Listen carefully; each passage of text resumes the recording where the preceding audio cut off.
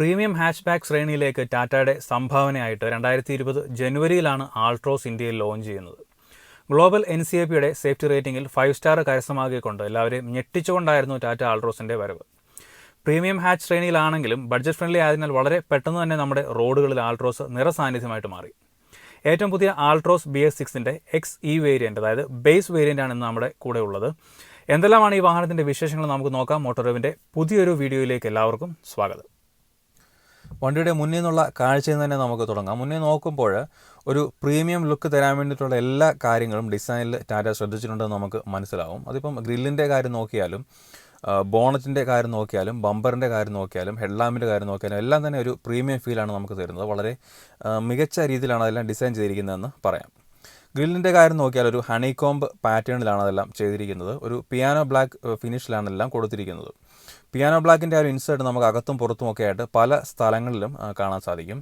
വളരെ മനോഹരമായ രീതിയിൽ സെൻട്രലായിട്ട് ആ ഒരു ടാറ്റയുടെ ലോഗോയും പ്ലേസ് ചെയ്തിട്ടുണ്ട്. വലുപ്പമേറിയ ബമ്പറിൽ വിശാലമായ രീതിയിൽ തന്നെയാണ് എയർ ഡാമും കൊടുത്തിരിക്കുന്നത്. അവിടെ എല്ലാം ഒരു ബ്ലാക്ക് കളർ തന്നെയാണ് വരുന്നത്. രണ്ട് ഹെഡ്ലാമ്പ് യൂണിറ്റുകളെയും തമ്മിൽ ബന്ധിപ്പിക്കുന്ന ഈ ഒരു ക്രോം ഇൻസേർട്ടും മുകളായിട്ട് കാണുന്ന ഒരു പിയാനോ ബ്ലാക്ക് ഇൻസേർട്ടും ഒക്കെ തന്നെ ഒരു ഷാർപ്പ് ലുക്ക് വണ്ടിക്ക് മുന്നിൽ നിന്നുള്ള കാഴ്ചയെന്ന് കൊടുക്കുന്നുണ്ട്. ഈ ഒരു ലുക്ക് തന്നെയാണ് നമ്മളിപ്പോൾ ടിയാഗോയിലും ടിഗോറിലും ഒക്കെ തന്നെ കാണുന്ന ഈ ഒരു രീതിയിൽ തന്നെയാണ്. വളരെ മനോഹരമാണ്. ഒരു പ്രീമിയം ലുക്ക് തരുന്നതിലൊരു പ്രധാന പങ്ക് ആ ഒരു സ്ട്രിപ്പുകൾ വഹിക്കുന്നുണ്ട്. ഇനി ഹെഡ്ലാമ്പ് യൂണിറ്റിൻ്റെ കാര്യം നോക്കിയാൽ ഒരു 3 കമ്പാർട്ട്മെൻ്റ് ആയിട്ടാണ് ചെയ്തിരിക്കുന്നത്. ഹൈ ബീമിനൊരു യൂണിറ്റ്, ലോ ബീമിനൊരു യൂണിറ്റ്, പിന്നെ പാർക്ക് ലൈറ്റിനും ഇൻഡിക്കേറ്റേഴ്സിനും ഒരു യൂണിറ്റ്. ഇൻഡിക്കേറ്റേഴ്സ് പോലെ ഫെൻഡറിലായിട്ട് സൈഡിലായിട്ടും വരുന്നുണ്ട്. മുൻഭാഗത്തായിട്ടും ഈ ഒരു രീതിയിലാണ് ഇൻഡിക്കേറ്റേഴ്സ് കൊടുത്തിരിക്കുന്നത്. ഇതൊരു XE, അതായത് ബേസ് വേരിയൻ്റ് ആയതുകൊണ്ട് ഇതിൽ ഫോഗ് ലാംപ്സ് ഒന്നും തന്നെ വരുന്നില്ല. ബോണറ്റിൻ്റെ മുകളിലേക്ക് നോക്കിയാൽ ഒരു സ്പോർട്ടി ഡിസൈനിലാണ് അതും ചെയ്തിരിക്കുന്നതെന്ന് കാണാം. 2 ഷാർപ്പ് ലൈനുകൾ ഇങ്ങനെ താഴേക്ക് ഇറങ്ങി വരുന്ന പോലെ തോന്നുന്നു. അത് സെൻട്രൽ ഭാഗം മാത്രം ഇങ്ങനെ പ്രൊജക്റ്റ് ചെയ്ത് നിൽക്കുന്ന രീതിയിലാണ്. നല്ല മനോഹരമായൊരു രീതിയിൽ തന്നെയാണ് അതും ചെയ്തിരിക്കുന്നത്. വിൻഷീൽഡ് വാഷ് ചെയ്യാനുള്ള നോസിൽ അകത്തായിട്ടാണ് കൊടുത്തിരിക്കുന്നത്. നമുക്ക് കാണാൻ പറ്റത്തില്ല പുറത്തുനിന്നും. ടിയാഗോയിലും ആ ഒരു രീതിയിൽ തന്നെയായിരുന്നു ചെയ്തിരുന്നത്. ചെറിയൊരു പോരായ്മ അകത്തിരുന്നപ്പോൾ തോന്നിയത്, അകത്തിരിക്കുമ്പോൾ ലെഫ്റ്റ് സൈഡിലായിട്ട് കാണുന്ന ആ ഒരു വൈപ്പർ നമ്മുടെ ഇടയ്ക്കിടയ്ക്ക് നമ്മുടെ കണ്ണിൽ പെടുന്നുണ്ട്. അത് കുറച്ചും കൂടെ ഒന്ന് താഴേക്ക് പ്ലേസ് ചെയ്ത് വെക്കുകയായിരുന്നെങ്കിൽ നല്ലതായിരുന്നു എന്ന് തോന്നി. വിൻഷീൽഡൊക്കെ തന്നെ വളരെ വിശാലമേറിയതാണ്, നല്ല വലുപ്പമുള്ളതാണ്. നമുക്ക് അകത്തിരുന്ന് കഴിഞ്ഞാൽ നല്ല രീതിയിൽ തന്നെ പുറത്തെ കാഴ്ചകളെല്ലാം തന്നെ കാണാൻ പറ്റുന്നുണ്ട്. അപ്പോൾ ഈ ഒരു രീതിയിലാണ് ആൾട്രോസിൻ്റെ മുൻവശത്ത് നിന്നുള്ള കാഴ്ചകൾ. സൈഡിലേക്ക് വരുമ്പോഴാണ് ആൾട്രോസിൻ്റെ ആ ഒരു ഭംഗി നമുക്ക് എടുത്തറിയാനായിട്ട് സാധിക്കുന്നത്.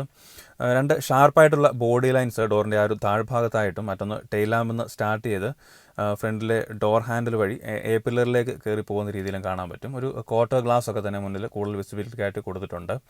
ഔട്ട് സൈഡ് റിയർ വ്യൂ മിററൊക്കെ തന്നെ ഒരു പിയാനോ ബ്ലാക്ക് ഫിനിഷിലാണ് ചെയ്തിരിക്കുന്നത്. അതിന് ഇൻറ്റേർണലി അഡ്ജസ്റ്റ്മെൻ്റ് ഒന്നും തന്നെ വരുന്നില്ല. അതൊരു ചെറിയ പോരായ്മയായിട്ട് തോന്നി. ആ ഒരു പിയാനോ ബ്ലാക്കിൻ്റെ ഇൻസേർട്ട് നമുക്ക് ആ ഒരു ചുറ്റിനും കാണാൻ പറ്റുന്നുണ്ട്. B പില്ലറിലും ഒരു ബ്ലാക്ക് ഹോൾ ടേപ്പൊക്കെ ചെയ്തിട്ട് ബ്ലാക്കൻ ചെയ്തിട്ടുണ്ട്. ഇതൊരു വെളുത്ത കാർ ആയതുകൊണ്ട് തന്നെ നല്ല ഭംഗിയാണ് ആ ഒരു ബ്ലാക്ക് കളറിൽ കാണാനായിട്ട്. പിറകിലെ ഡോർ ഹാൻഡിൽ C പില്ലറിൽ മുകളിലായിട്ടാണ് ചെയ്തിരിക്കുന്നത്. നമ്മൾ ബീറ്റിലും സ്വിഫ്റ്റിലും ഒക്കെ കണ്ട ആ ഒരു രീതിയിൽ തന്നെയാണ് ചെയ്തിരിക്കുന്നത്. മുന്നിലെ ഡോർ ഹാൻഡിൽ ബോഡി കളർ തന്നെയാണ് വരുന്നത്. അതൊരു ഫുൾ ടൈപ്പ് ഡോർ ഹാൻഡിലാണ്. ഈ ഒരു XE വേരിയൻറ്റിൽ സെൻട്രൽ ലോക്കിംഗ് വരുന്നുണ്ട്, പക്ഷേ റിമോട്ട് ഒന്നും തന്നെ വരുന്നില്ല. കീയിലാണ് എല്ലാം ചെയ്യുന്നത്. ഇനി വീലിൻ്റെ സൈസ് നോക്കിയാൽ ഒരു 14 ഇഞ്ചിൻ്റെ സ്റ്റീൽ വീലാണ് ഇതിൽ ഉപയോഗിച്ചിട്ടുള്ളത്. 165/80 സൈസിൻ്റെ ബ്രിഡ്ജ് സ്റ്റോണിൻ്റെ ടയറാണ് ഇതിൽ ഉപയോഗിച്ചിരിക്കുന്നത്. ഒരു XE വേരിയൻ്റ് ആയതുകൊണ്ട് വീൽ കപ്പ് ഒന്നും തന്നെ വരുന്നില്ലായിരുന്നു. അത് എക്സ്ട്രാ ചെയ്തിരിക്കുന്നതാണ്. ആൾട്രോസിൻ്റെ ഏറ്റവും പ്രധാനപ്പെട്ട മറ്റൊരു അട്രാക്ഷൻ എന്ന് പറയുന്നത് ടെയിൽ ലാമ്പാണ്. വളരെ ഷാർപ്പായിട്ടുള്ള രീതിയിലാണ് ആ ഒരു ടെയിൽ ലാമ്പൊക്കെ ഡിസൈൻ ചെയ്തിരിക്കുന്നത്. നല്ല ഭംഗിയാണത് പുറകിൽ നിന്നും സൈഡിൽ നിന്നും ഒക്കെ നമുക്ക് നോക്കുമ്പോൾ കാണാൻ പറ്റുന്നത്. പിയാനോ ബ്ലാക്ക് കളറിൻ്റെ ആ ഒരു ഉപയോഗം പിറകുവശത്തും ഒരുപാട് ചെയ്തിട്ടുണ്ടെന്ന് തന്നെ പറയാം. വണ്ടിയുടെ ഡിസൈനിന് യോജിക്കുന്ന രീതി തന്നെയാണ് ആ ഒരു കോമ്പിനേഷനൊക്കെ ചെയ്തിരിക്കുന്നത്. വളരെ നല്ല ഭംഗിയായിട്ടാണ് അതെല്ലാം ഉപയോഗിച്ചിരിക്കുന്നത്. ടാറ്റയുടെ ലോഗോയും ആൾട്രോസ് എന്ന ലെറ്ററിങ് മാത്രമാണ് ബാഡ്ജിങ് ആയിട്ട് നമുക്ക് പിറകുവശത്ത് നിന്ന് നോക്കുമ്പം കാണാൻ പറ്റുന്നത്. ഇൻ്റഗ്രേറ്റഡ് സ്പോയിലറിൻ്റെ ഇരു വശങ്ങളിലായിട്ടും ഇതുപോലൊരു പിയാനോ ബ്ലാക്കിൻ്റെ ഒരു ഇൻസേർട്ടുകൾ കൊടുത്തിട്ടുണ്ട്. നമ്മൾ ടിയാഗോയിലും ഈ ഒരു സെയിം ഇൻസേർട്ട് കണ്ടതാണ്. ഹൈ മൗണ്ട് സ്റ്റോപ്പ് ലാമ്പും അവിടെ വരുന്നുണ്ട്. റിയർ വിൻഷീൽഡും വലിപ്പമുള്ള രീതിയിൽ തന്നെയാണ് കൊടുത്തിരിക്കുന്നത്. നല്ല വിസിബിലിറ്റി തരുന്ന രീതിയിലാണ് അതെല്ലാം ചെയ്തിരിക്കുന്നത്. നല്ല അട്രാക്റ്റീവായിട്ടുള്ള രീതിയിൽ തന്നെയാണ് ടെയിൽ ലാമ്പ് എല്ലാം ചെയ്തിരിക്കുന്നത്. ഈ ഇടതുവശത്ത് മാത്രമാണ് റിവേഴ്സിൻ്റെ ആ ഒരു ലാമ്പ് കൊടുത്തിരിക്കുന്നത്. വലതുവശത്ത് റിവേഴ്സ് ലാമ്പിൻ്റെ ആ ഒരു ഭാഗത്തായിട്ട് റിഫ്ലക്ടർ മാത്രമേ കൊടുത്തിട്ടുള്ളൂ. ഇൻഡിക്കേറ്റേഴ്സൊക്കെ തന്നെ ഒരു ഒഴുകി ഇറങ്ങി നിൽക്കുന്ന രീതിയിലാണ് വരുന്നത്. ടെയിൽ ലാമ്പും ഒക്കെ തന്നെ വളരെ മനോഹരമാണ് കാണാനായിട്ട്. അതിലൊന്നും തന്നെ യാതൊരു കുഴപ്പവും പറയാനില്ല. ഇനി ഇടതുവശത്തായിട്ടാണ് ഫ്യൂവൽ ടാങ്കിലേക്കുള്ള ലിഡ് ഓപ്പണിംഗ് വരുന്നത്. 37 ലിറ്ററാണ് ഫ്യൂവൽ ടാങ്കിൻ്റെ കപ്പാസിറ്റി വരുന്നത്. XE വേരിയൻ്റ് ആയതുകൊണ്ട് തന്നെ എല്ലായിടത്തും ഹാലജൻ ബൾബുകളാണ് ഈ വണ്ടിയിൽ ഉപയോഗിച്ചിരിക്കുന്നത്. ബമ്പറിൻ്റെ താഴ്ഭാഗത്തായിട്ടൊരു ബ്ലാക്ക് ഇൻസൈഡിൽ 2 റിഫ്ലക്ടറുകൾ കൊടുത്തിരിക്കുന്നത് കാണാം. ബമ്പറിൻ്റെ മുകൾ ഭാഗത്തായിട്ട് 2 പാർക്കിംഗ് സെൻസറുകളും കൊടുത്തിട്ടുണ്ട്. ഇനി വണ്ടിയുടെ റൂഫിലേക്ക് നോക്കിക്കഴിഞ്ഞാൽ ഈ ഒരു ആൻറ്റിന ആഫ്റ്റർ മാർക്കറ്റ് വെച്ചിരിക്കുന്നതാണ്. ഈ ഒരു XE വേരിയൻറ്റിൽ ആൻറ്റിന ഒന്നും തന്നെ വരുന്നില്ല. ഇൻ്റഗ്രേറ്റഡ് സ്പോയിലറിൽ നിന്നും സ്റ്റാർട്ട് ചെയ്യുന്ന 3 ഷാർപ്പ് ലൈനുകൾ കുറച്ച് ദൂരത്തേക്ക് ഇങ്ങനെ പോകുന്നുണ്ട്. അല്ലാതെ മറ്റ് കാര്യമായ വർക്കുകളൊന്നും തന്നെ റൂഫിൽ വന്നിട്ടില്ല. ആൾട്രോസിൻ്റെ മറ്റൊരു പ്രത്യേകതയാണ് 90 ഡിഗ്രി ഓപ്പൺ ചെയ്യാവുന്ന ഡോറുകൾ. വളരെ വിശാലമായ രീതിയിൽ തന്നെ നമുക്ക് വണ്ടിക്ക് അകത്തേക്ക് കയറാനും ഇറങ്ങാനും ഒക്കെ സാധിക്കുന്ന രീതിയിലാണത് ചെയ്തിരിക്കുന്നത്. ഈ സെഗ്മെൻറ്റിലെ മറ്റ് കാറുകൾക്കൊന്നും തന്നെ അവകാശപ്പെടാനില്ലാത്ത ഒരു കിടിലൻ ഫീച്ചർ തന്നെയാണ് ഈ 90 ഡിഗ്രി ഓപ്പൺ ചെയ്യാൻ സാധിക്കുന്ന ഡോറുകൾ. വളരെ ഉപകാരപ്രദമായ ഒരു കാര്യം തന്നെയാണെന്ന് പറയാം. ബൂട്ട് സ്പേസിൻ്റെ കാര്യം നോക്കിയാലും സെഗ്മെൻറ്റിലെ മറ്റു വാഹനങ്ങളെക്കാൾ ഒരുപാട് മുന്നിലാണ് ആൾട്രോസ്. 345 ലിറ്ററാണ് ആൾട്രോസിൻ്റെ ബൂട്ട് സ്പേസ് വരുന്നത്. പിന്നിലെ സീറ്റുകൾ 60/40 നമുക്ക് ഫോൾഡ് ചെയ്യാൻ പറ്റത്തില്ല. ബൂട്ട് സ്പേസ് കൂട്ടണമെങ്കിൽ മുഴുവനായിട്ടും സീറ്റ് ഫോൾഡ് ചെയ്തിടേണ്ടതുണ്ട്. താഴ്ഭാഗത്തായിട്ട് സ്പെയർ വീലും ടൂൾസും റിഫ്ലക്ടർ ട്രയാങ്കിളും ഒക്കെ തന്നെ അറേഞ്ച് ചെയ്തിരിക്കുന്നത് കാണാം. 14 ഇഞ്ചിൻ്റെ വീലുകൾ തന്നെയാണ് സ്പെയർ വീലായിട്ടും ഉപയോഗിച്ചിരിക്കുന്നത്. ഈ ഒരു XE വേരിയൻറ്റിൽ പാഴ്സൽ ഡ്രൈവ് ഒന്നും തന്നെ വരുന്നില്ല. ടെയിൽ ഗേറ്റിൻ്റെ താഴ്ഭാഗത്തായിട്ട് ടാറ്റയുടെ ലോഗോയുടെ അടിഭാഗത്തായിട്ടാണ് ബൂട്ട് ഓപ്പൺ ചെയ്യാനുള്ള ആ ഒരു ഇലക്ട്രോണിക് സ്വിച്ച് കൊടുത്തിരിക്കുന്നത്. ഹുഡ് ഓപ്പൺ ചെയ്ത് നോക്കിയാൽ നല്ല രീതിയിലുള്ളൊരു ഇൻസുലേഷൻ കാണാൻ പറ്റുന്നുണ്ട്. എഞ്ചിൻ്റെ സൗണ്ട് ക്യാബിനകത്തേക്ക് എത്താതിരിക്കാനായിട്ട് ഒരുപാട് സഹായിക്കുന്നുണ്ട് ഈ ഒരു ഇൻസുലേഷൻ. ഇനി എഞ്ചിൻ്റെ കാര്യം നോക്കിയാൽ നമ്മൾ ടിയാഗോയിലും ടിഗോറിലും ഒക്കെ കാണുന്ന അതേ 1.2 ലിറ്റർ റിവോട്രോൺ എഞ്ചിൻ തന്നെയാണ് ആൾട്രോസിന് ഉപയോഗിച്ചിരിക്കുന്നത്. ഒരു 3 സിലിണ്ടർ ഇൻലൈൻ പെട്രോൾ എഞ്ചിനാണ്. 6000 RPM 85 bhp പവർ, 3300 RPM 113 ന്യൂട്ടൺ മീറ്റർ ടോർക്കുമാണ് ഈ ഒരു എഞ്ചിൻ മാക്സിമം ഉൽപ്പാദിപ്പിക്കുന്നത്. 19 km/ലിറ്ററാണ് കമ്പനി അവകാശപ്പെടുന്ന മൈലേജ്. അത്യാവശ്യം റിഫൈൻഡ് ആയിട്ടുള്ളൊരു എഞ്ചിനാണെന്ന് പറയാം. നമുക്ക് ഓടിക്കുന്ന സമയത്ത് എഞ്ചിൻ്റെ ആ ഒരു പെർഫോമൻസിൻ്റെ കാര്യമൊക്കെ കൂടുതലായിട്ട് പറയാം. ബോണറ്റ് ഈ രീതിയിൽ ഉയർത്തി പിടിക്കുമ്പോൾ വളരെ നല്ല വെയിറ്റ് ആണ് ഫീൽ ചെയ്യുന്നത്. ഇനി നമുക്ക് വണ്ടിയുടെ അകത്തെ കാഴ്ചകൾ എന്തൊക്കെയാണെന്ന് നോക്കാം. ഡ്രൈവർ സൈഡിലെ ഡോർ പാനൽ നോക്കിക്കഴിഞ്ഞാൽ 2 പവർ വിൻഡോകളുടെ കൺട്രോളുകൾ കാണാം. ഡോർ അൺലോക്ക് ചെയ്യാനുള്ള ലിവറിനൊരു പിയാനോ ബ്ലാക്ക് ഫിനിഷൊക്കെയാണ് കൊടുത്തിരിക്കുന്നത്. സെൻട്രൽ ലോക്കിംഗ് അൺലോക്ക് ചെയ്യാനും ആ ഒരു ലിവർ തന്നെയാണ് വരുന്നത്. താഴ്ഭാഗത്തായിട്ട് സ്റ്റോറേജ് സ്പേസ് ഒക്കെ കൊടുത്തിരിക്കുന്നത് കാണാം. ഇനി സീറ്റുകളുടെ കാര്യം നോക്കിയാൽ ഫാബ്രിക് സീറ്റുകളാണ് ഈ ഒരു XE വേരിയൻറ്റിൽ ഉപയോഗിച്ചിരിക്കുന്നത്. അത്യാവശ്യം നല്ല കുഷനിങ് ഉള്ള, നല്ല യാത്രാസുഖം പ്രദാനം ചെയ്യുന്ന സീറ്റുകളാണെന്ന് തന്നെ പറയാം.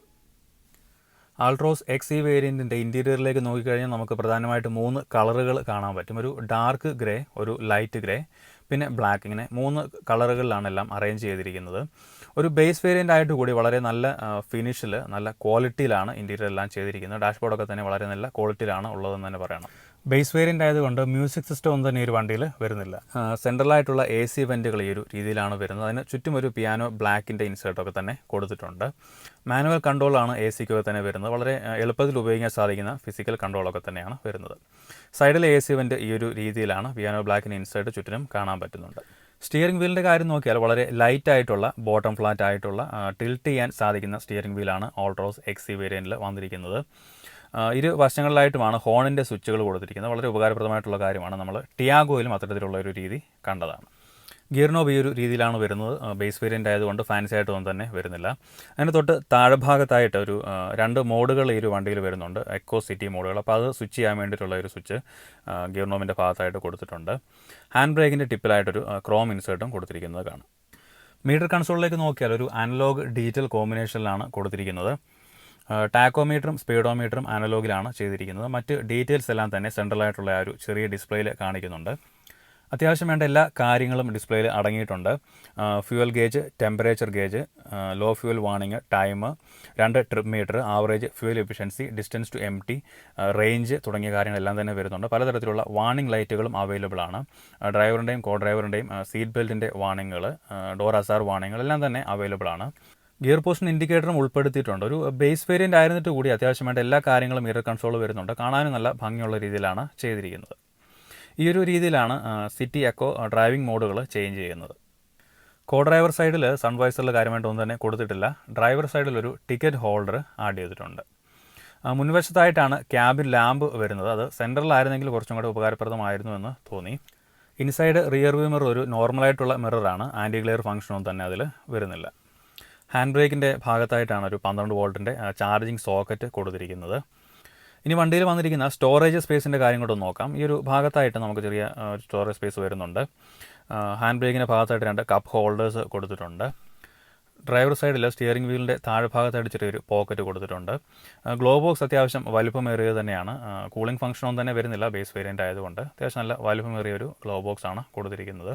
ഡ്രൈവർ സൈഡിൻ്റെ ഒരു ഭാഗത്തായിട്ട് ഫോൾഡ് ചെയ്ത് വെക്കാൻ പറ്റുന്ന രീതിയിലുള്ള ചെറിയൊരു ഹുക്ക് കൊടുത്തിട്ടുണ്ട്. നമുക്ക് എന്തെങ്കിലും കവറുകളൊക്കെ തന്നെ തൂക്കിയിടാനായിട്ട് സഹായമാകുന്ന രീതിയിലൊരു ഹുക്ക് കൊടുത്തിട്ടുണ്ട്. ഇനി പിന്നിലേക്ക് വന്നു കഴിഞ്ഞാൽ റിയർ ഡോറിൽ പവർ വിൻഡോ വരാത്തത് കൊണ്ട് വിൻഡോ വൈൻഡ് ചെയ്യാനുള്ള ഒരു ഹാൻഡിൽ കൊടുത്തിരിക്കുന്നത് കാണാം. നല്ലൊരു ഡോർ ഹാൻഡിൽ കൊടുത്തിട്ടുണ്ട്. സ്റ്റോറേജ് സ്പേസും ഒക്കെ തന്നെ കൊടുത്തിട്ടുണ്ട്. ഈ ഒരു വണ്ടിയിൽ മ്യൂസിക് സിസ്റ്റം ഇല്ലാത്തത് കൊണ്ട് സ്പീക്കറുകളും 4 ഡോറുകളിലും ആഡ് ചെയ്തിട്ടില്ല. ഇനി സീറ്റിൻ്റെ കാര്യം നോക്കിയാൽ നല്ല കുഷ്യൻഡ് ആയിട്ടുള്ള അത്യാവശ്യം നല്ല തൈ സപ്പോർട്ട് തരുന്ന സീറ്റാണ് ആൾട്രോസിൽ XE വേരിയൻറ്റിൽ വന്നിരിക്കുന്നത്. ചൈൽഡ് സീറ്റുകൾ ആങ്കർ ചെയ്യാനുള്ള 2 പോയിന്റുകളും പിന്നിൽ കൊടുത്തിരിക്കുന്നത് കാണാം. 2 ഹെഡ് റെസ്റ്റുകളും പിന്നിലെ സീറ്റുകളിൽ കൊടുത്തിട്ടുണ്ട്. എൻ്റെ ഹൈറ്റ് 173 സെൻറ്റിമീറ്ററാണ്. എനിക്ക് കംഫർട്ടബിളായിട്ട് ഇരിക്കാൻ പറ്റുന്ന രീതിയിലാണ് മുന്നിലെ 2 സീറ്റുകൾ ഇപ്പോൾ അഡ്ജസ്റ്റ് ചെയ്തിട്ടിരിക്കുന്നത്.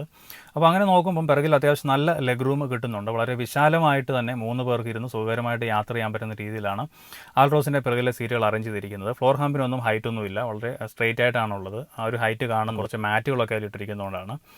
വളരെ നല്ലൊരു ഇൻറ്റീരിയർ സ്പേസ് ആൾട്രോസിന് കിട്ടുന്നുണ്ട്. ഇനി ഹെഡ് റൂം നോക്കിയാലും അതും കുഴപ്പമില്ല. ഈ ഒരു സെഗ്മെൻറ്റിലെ മറ്റ് കാറുകളെയൊക്കെ പോലെ തന്നെയാണ്. ഒരുപാട് കൂടുതലല്ല, എന്നാൽ അത്ര കുറവുമല്ല. ആ ഒരു രീതിയിലാണ് ഹെഡ് റൂം വരുന്നത്. ഗ്രാബ് ഹാൻഡിൽസിൻ്റെ കാര്യം നോക്കിയാൽ അത് സ്പ്രിംഗ് ലോഡർ അല്ല, നോർമലായിട്ടുള്ള ഗ്രാബ് ഹാൻഡിൽസാണ് വന്നിരിക്കുന്നത്.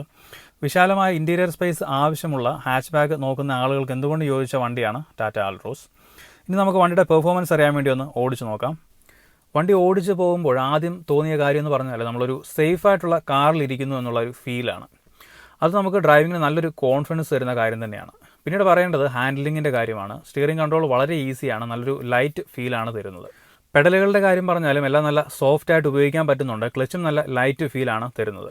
നല്ലൊരു ഡെഡ് പെഡലും ക്ലച്ച് പെഡലിൻ്റെ സമീപത്തായിട്ട് കൊടുത്തിട്ടുണ്ട്. ഗിയർ ഷിഫ്റ്റിങ്ങിൻ്റെ കാര്യം ടിയാഗോ നമ്മൾ ടെസ്റ്റ് റൈഡ് ചെയ്തപ്പോൾ പറഞ്ഞ അതേ ഫീലിംഗ് തന്നെയാണ് ഉള്ളത്. അത്ര സോഫ്റ്റ് ആയിട്ടുള്ളൊരു ഗിയർ ഷിഫ്റ്റിംഗ് അല്ല അനുഭവിക്കാൻ കഴിഞ്ഞത്. ഇതിൻ്റെ ഫസ്റ്റ് സർവീസ് കഴിയുമ്പോൾ ചിലപ്പോൾ കുറച്ചുകൂടി മാറ്റങ്ങൾ വന്നേക്കാം. ഇനി പെർഫോമൻസിൻ്റെ കാര്യം നോക്കിയാൽ കുഴപ്പമില്ല എന്ന് മാത്രമേ പറയാൻ പറ്റുകയുള്ളൂ. ടിയാഗോ ടിഗോറിലെല്ലാം തന്നെ വരുന്ന 1.2 ലിറ്റർ എഞ്ചിൻ തന്നെയാണ് ഈ ആൾട്രോസിലും വന്നിരിക്കുന്നത്. 980 കിലോഗ്രാമാണ് ഈ XE വേരിയൻറ്റിൻ്റെ കേർവ് വെയിറ്റ് വരുന്നത്. അതുകൊണ്ട് തന്നെ ചിലപ്പോൾ ആ ഒരു പവർ ടു വെയിറ്റ് റേഷ്യോയിൽ വന്നിരിക്കുന്ന വ്യത്യാസം കൊണ്ടായിരിക്കും എനിക്ക് ടിയാഗോ ഓടിച്ചപ്പോൾ കിട്ടിയിരുന്ന ആ ഒരു ഫീൽ, ആ ഒരു പെർഫോമൻസ് ഇതൊന്നും അനുഭവിക്കാൻ പറ്റുന്നില്ല. ചിലപ്പോൾ ഫസ്റ്റ് സർവീസ് കഴിയുമ്പോൾ കുറച്ചും കൂടെ വ്യത്യാസം വരുമായിരിക്കും. ഫുൾ ലോഡിൽ പോകുമ്പോൾ, അതായത് 5 പേരുമായിട്ടൊക്കെ പോകുമ്പോൾ വണ്ടിയുടെ പെർഫോമൻസിൽ ഒരു കുറവ് ഫീൽ ചെയ്യുന്നുണ്ട്. കാര്യമായ കുറവല്ല, എന്നാലും ടർബോ പെട്രോൾ എഞ്ചിൻ ആയിരുന്നെങ്കിൽ എന്നൊരു തോന്നലുണ്ടാവും. അത്തരത്തിലുള്ള കുറവ് നികത്താനായിരിക്കണം 1.5 ടർബോ ഡീസൽ എഞ്ചിനും ആൾട്രോസിൽ ലഭ്യമാണ്. ഈ വണ്ടിയുടെ പെർഫോമൻസിനെ പറ്റിയുള്ള നിങ്ങളുടെ അഭിപ്രായങ്ങൾ കമൻറ്റ് ചെയ്താൽ പലർക്കും അത് ഉപകാരപ്പെടുന്നതായിരിക്കും. വണ്ടിയുടെ ക്യാബിനുള്ളിലിരിക്കുമ്പോൾ മറ്റ് ഡിസ്റ്റർബൻസുകളൊന്നും തന്നെ വരുന്നില്ല. എഞ്ചിൻ നോയ്സ് ഒന്നും തന്നെ അകത്തേക്ക് കാര്യമായിട്ട് വരുന്നില്ല. AC കാര്യം നോക്കിയാലും ഫാൻ സ്പീഡ് ഒരു 3 വരെയൊന്നും അത്ര സൗണ്ടൊന്നും തന്നെ കേൾക്കുന്നില്ല. ആ ഒരു കാര്യത്തിലൊക്കെ തന്നെ വളരെ മികച്ച അനുഭവമാണ് ഉണ്ടായത്. ഒരു പോരായ്മയായിട്ട് തോന്നിയത് ഔട്ട്സൈഡ് റിയർ വ്യൂ മിററിന് ഇൻറ്റേർണലി കൺട്രോളൊന്നും തന്നെ വരുന്നില്ല എന്നുള്ളതാണ്. മിക്കപ്പോഴും നമുക്ക് അത്യാവശ്യമായിട്ട് വരുന്ന കാര്യമാണ് ഔട്ട്സൈഡ് റിയർ വ്യൂ മിററിൻ്റെ അഡ്ജസ്റ്റ്മെൻറ്റ്. അത് ഉൾപ്പെടുത്താമായിരുന്നു. പിന്നെ ഇതിൽ ഗ്രൗണ്ട് ക്ലിയറൻസ് വരുന്ന 165 mm ആണ്. ടിയാഗോ ടിഗോറിനെയൊക്കെ അപേക്ഷിച്ച് ഒരു 5 mm കുറവാണ്. സസ്പെൻഷൻ്റെ കാര്യത്തിലും കുറവുകളൊന്നും തന്നെ പറയാനില്ല. ഈ ഒരു പ്രൈസ് റേഞ്ചിൽ വളരെ നല്ല സസ്പെൻഷൻ തന്നെയാണ് മുന്നിലും പിന്നിലും ഉപയോഗിച്ചിരിക്കുന്നത്. ഇനി ഇതിൽ ഉൾപ്പെടുത്തിയിരിക്കുന്ന സേഫ്റ്റി ഫീച്ചേഴ്സിൻ്റെ കാര്യം നോക്കിയാൽ 2 air bag, ABS, EBD, corner stability തുടങ്ങിയ കാര്യങ്ങളെല്ലാം തന്നെ വരുന്നുണ്ട്. ഗ്ലോബൽ NCAPയുടെ സേഫ്റ്റി റേറ്റിംഗിൽ അഡൽട്ട് ഒക്കുപ്പൻസിന് 5 സ്റ്റാറും ചൈൽഡ് ഒക്കുപ്പൻസിന് 3 സ്റ്റാറുമാണ് ആൾട്രോസിന് ലഭിച്ചിരുന്നത്. 19 km/ലിറ്ററാണ് ഈ വണ്ടിക്ക് കമ്പനി അവകാശപ്പെടുന്ന മൈലേജ്.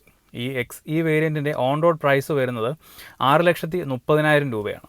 ഈ ഒരു പ്രൈസ് റേഞ്ചിൽ കൂടുതൽ സേഫ്റ്റിയും സ്പേഷ്യസായ ഇൻറ്റീരിയറും പ്രീമിയം ലുക്ക് തരുന്ന എക്സ്റ്റീരിയറും ഒക്കെ വേണ്ടവർക്ക് ഈ ഒരു ബേസ് വേരിയൻ്റായ XE നോക്കാവുന്നതാണ്.